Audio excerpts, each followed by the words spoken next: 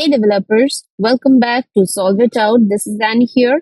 Today we are diving into something that trips up even experienced React developers, that is useEffect mistakes. If you have ever wondered why your component is re-rendering infinitely, or why your API is being called 100 times, why your cleanup functions aren't working, this video is for you. We are going to cover 6 common useEffect mistakes that could be causing bugs in your React apps right now. And I will show you exactly how to fix them with real working examples. As you can see, 99% of React devs make at least one of these mistakes. But before we jump in, if you find this helpful, smash that like button and subscribe to Solve It Out for more tech tutorials. Let's get started. Mistake number 1, missing the dependency array.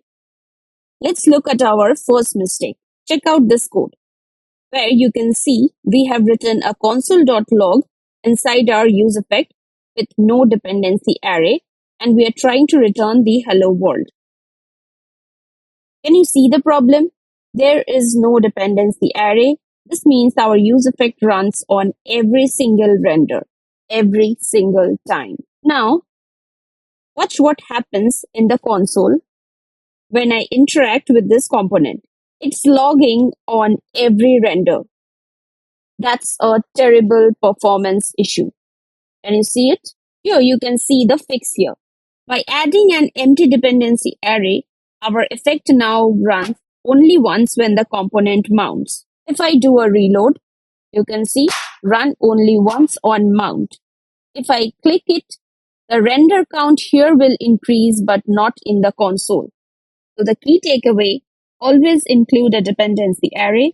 Empty array equals runs once. No array equals runs on every render.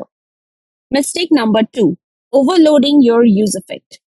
Let's look at this messy example. This useEffect is doing 3 completely different things: fetching the data, logging to console, and updating the title. Now, as I go to the console and click on the increment count, you can see the count is increasing along with the API is getting called here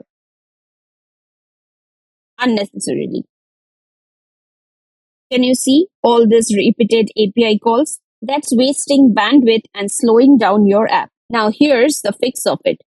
You can use separate effect for fetching the data, separate effect for the count. Let me clear the network and the console.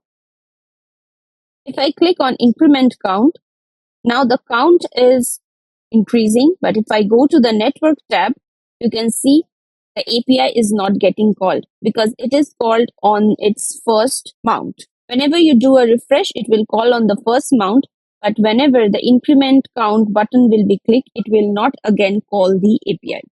So the key takeaway, one useEffect, one concern. Don't be afraid to use multiple useEffects. Mistake 3, not cleaning up subscriptions or the timers. Memory leaks often occurs from the missing cleanup. Check this code out. This looks innocent, but it's a memory leak waiting to happen.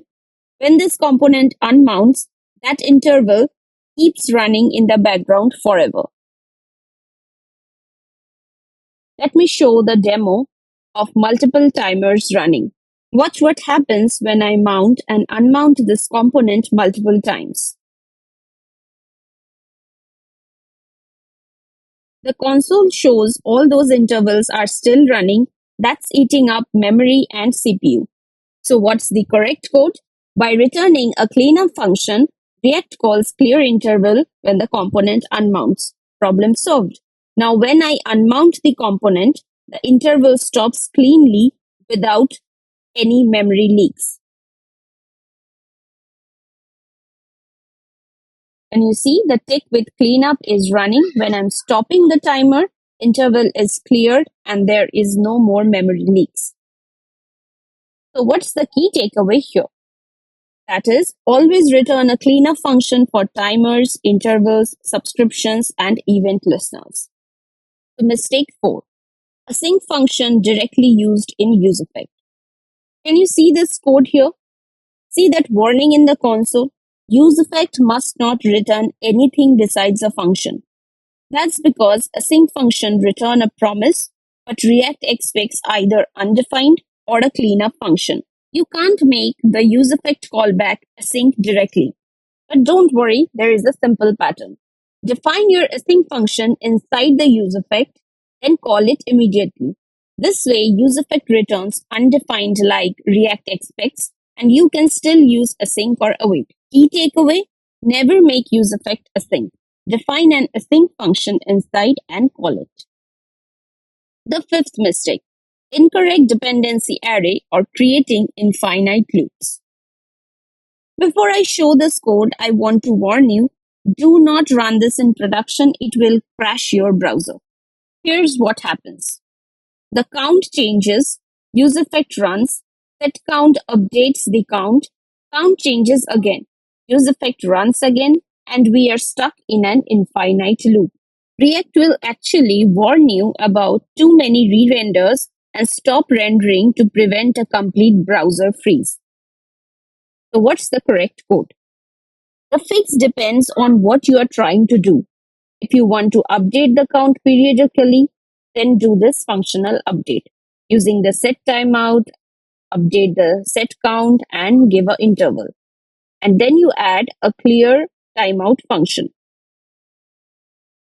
The key is using functional updates, that is set count or C pattern of function, which let us update state without including it in the dependency array. So the key takeaway is be careful when updating state that's in your dependency array. Use functional updates when possible. Now, before moving on to the sixth and the final one, speaking of React skills, let me tell you about MockExperts.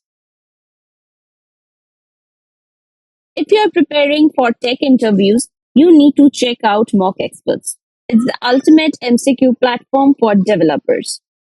Whether you're interviewing for front-end, back-end, full-stack, DevOps, data analyst, and any other positions, MockExperts has you covered up.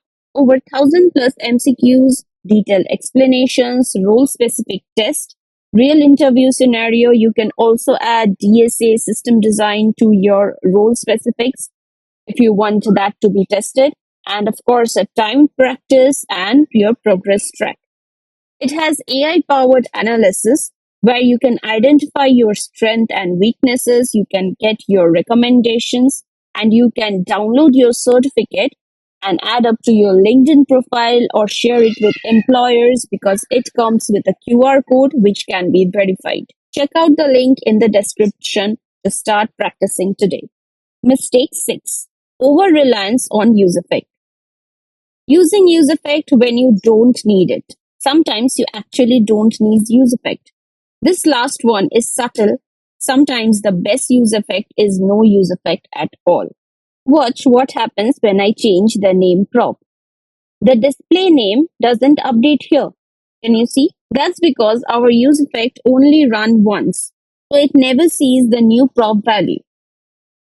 So the correct code is we do not need useEffect there. Use state only when it's necessary. Props can often be called used directly. It's a much more cleaner code. If I change now, you can see the Alice Williams is changed up here. The key takeaway is don't reach for useEffect by default. If you can compute it from props or state, do that instead. So for the quick recap, you can see here all the 6 common useEffect mistakes, and if you click on the view example, you can directly see the code and its details.